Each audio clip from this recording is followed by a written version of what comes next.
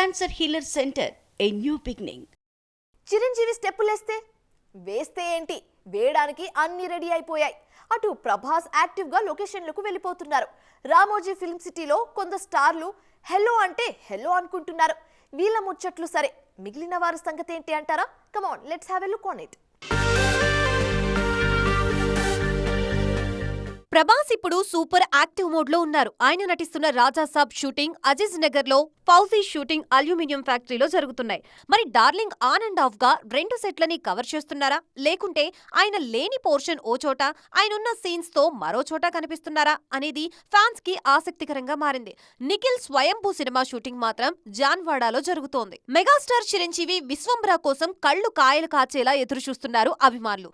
ఈ ఏడాది mega hit విశ్వంబరతో పక్కానే clarity వాళ్ళది. ఈ సినిమా షూటింగ్ కోకాపేటలో బుధవారం నుంచి జరుగుతోంది. ఈ షెడ్యూల్లో మెగాస్టార్ తో స్టెప్పులేయిస్తున్నారు వశిష్ఠ. మొన్నటిదాకా ముచ్చింతల్లో జరిగిన అఖండ 2 షూటింగ్ ప్రస్తుతం 7 ఎకరాల్లో జరుగుతోంది. అఖండ తాండవం పేరుతో ఈ శివరాత్రికి అప్డేట్ ఇస్తారన్నది ఫ్యాన్స్ ఆశ.